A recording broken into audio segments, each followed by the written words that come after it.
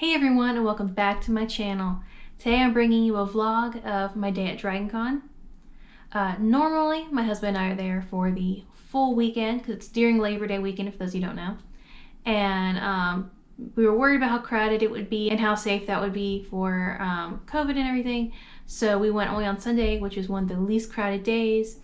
And for those of you who don't know, DragonCon is a multi-interest convention. Basically a giant nerd fest, essentially. Like, if you're interested in it, it's going to be there. Like, they have panels and workshops and stuff, but they also have parties, of course, and costume contests and things like that. So there's really something there for anyone and everyone. I'm not great at explaining it, so I'm just gonna show you now.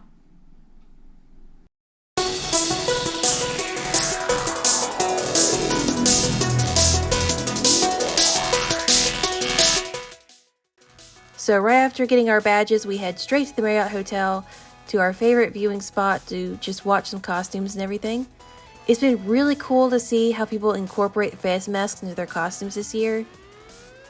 I was really worried that not many people would be wearing their face masks and just kind of throw caution to the wind. But it's been really nice seeing how many people are wearing their face masks. A lot of people are.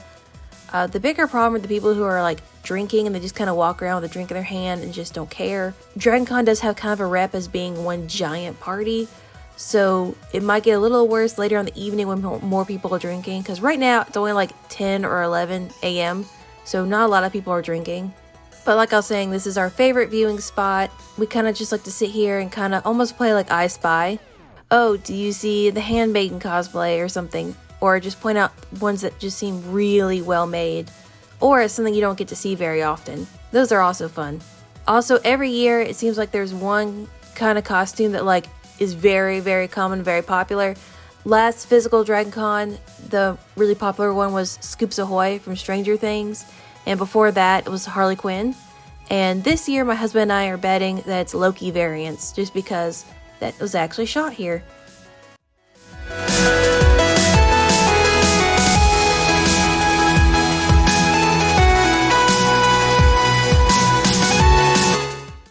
It's also fun to see more like pop culture reference cosplays as well, like this couple here that are dressed up as the boat that blocked the canal.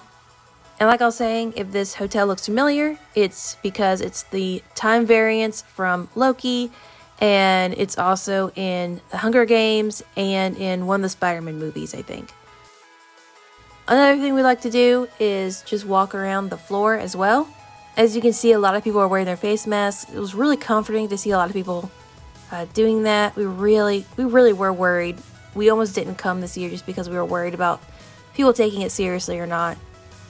But as you can see, as we get closer to the bar, less and less people are wearing their face masks just because they're drinking.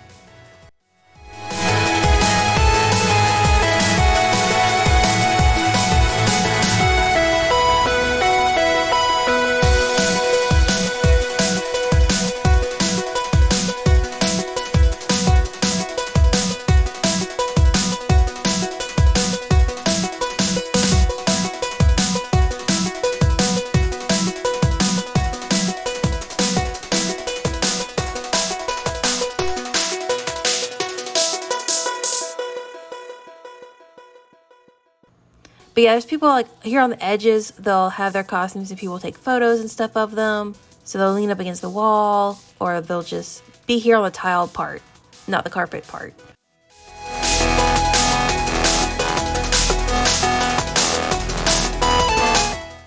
And like some places will have booths and stuff for food and for drinks as well. Normally Pizza Hut has a few booths up here. You can buy pizza throughout the night.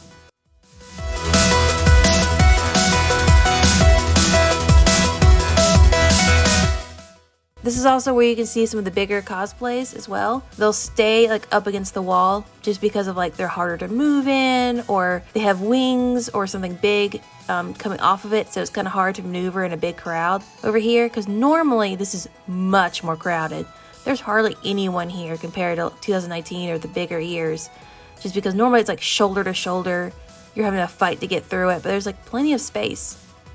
And because Loki was shot here, a lot of the volunteers are wearing TVA shirts just to be a little fun.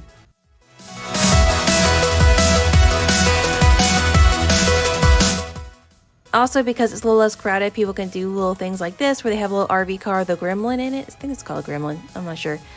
Just because normally it'd be too crowded and that would be like a fall hazard or a trip hazard. It's also fun to see people cosplaying as characters that you don't normally see, like this Armstrong from Fullmetal Alchemist. Normally you just see the two main characters. So it's fun to see one of the side ones. Now we're going to the food court to get our lunch. We normally go to this place called Farmer's Basket, which has a mix of Chinese food and Southern cooking as well. So you can get sweet and sour chicken and mac and cheese and mashed potatoes and gravy. It's so good. We go there every year. But we're just going to get our food and head outside. But you can still see costumes in here. Like everything this year, normally this is far more crowded. So we're in our eating spot now. We're just right outside the CVS, so it's really close by and it's outside. Because, you know, just feel a little safer eating outside than inside. So, got to dig in. Maybe like a little shot around.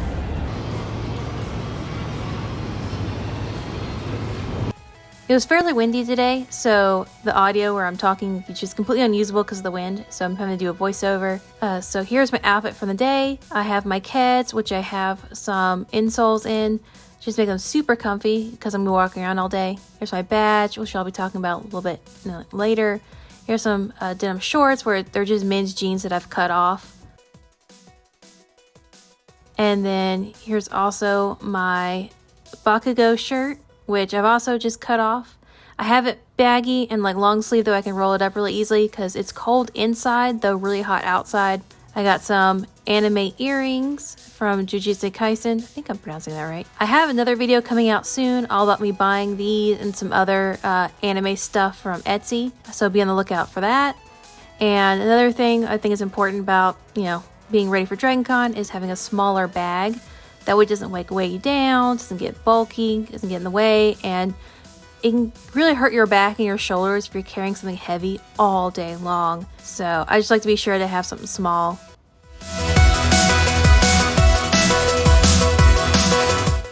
This is my badge. I have a little badge ribbon on here from the last physical year. A lot of people like putting a lot of these ribbons on here. I just have this one, DragonCon Famous. If you want to see more about that, you can go check out my vlog from 2019 where I got it. And every year the badges have like a fun design. I really like this year's. I think it looks really cool.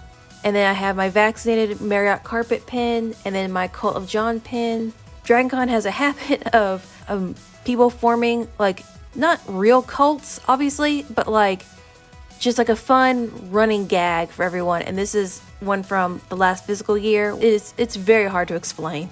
That is its own video in itself, honestly. And then it's on my Webtoons lanyard where I got that from their booth. I think 2019. I think. I'm not sure. I honestly can't remember exactly when or where I got this. Now we're in the Hilton. Every year they try and decorate it with another theme. This year it's Starcourt Mall from Stranger Things, which, fun fact, was also filmed here in Atlanta. And they had all these signs from all these stores and stuff that like normally were in malls back in, you know, the 80s and stuff, but aren't really around a whole lot now. I'm like, I'm not sure Rio Shack is still in business.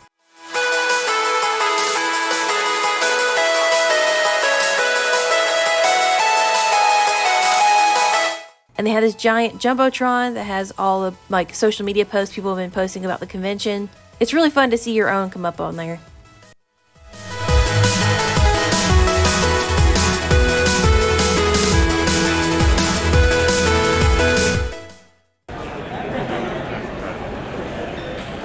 What? The Geico costumes. Some of the commercial costumes are really funny.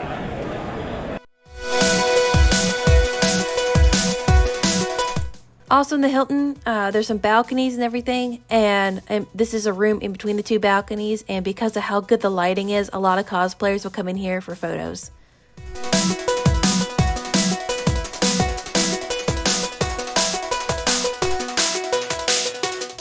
Now we're going on to one of the balconies for a party. They moved all the parties up to the balconies instead of in the rooms on the bottom floor, just because, you know, they need to be a little more safer. So they moved the DJs and everything like that. So the DJ's up here. Normally I would have the music on, obviously, but it is really loud.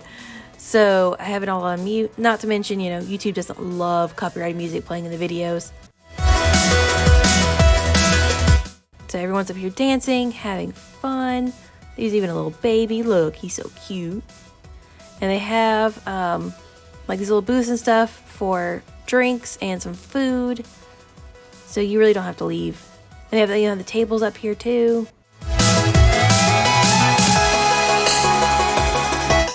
And up there is where they have all the cosplay photo shoots.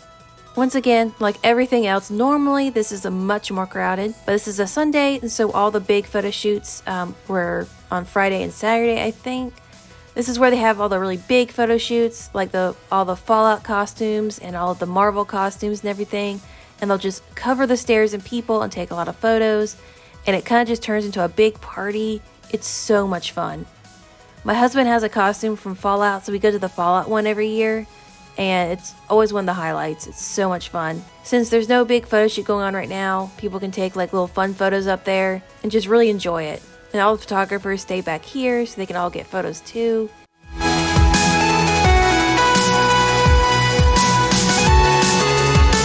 Here we are in line for a panel.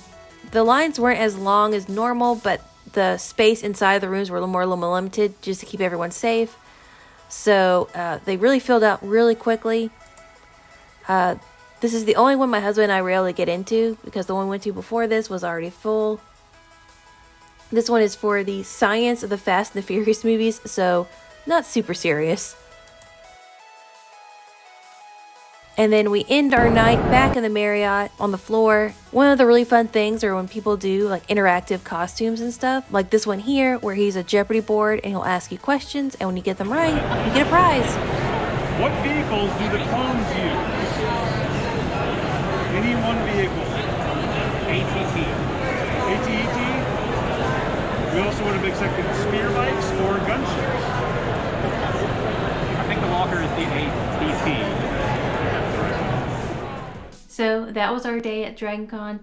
There were a few things that we did during DragonCon that I didn't have my camera with me. One, mainly because of like I didn't decide to actually do a video until like after we've been there for a little while.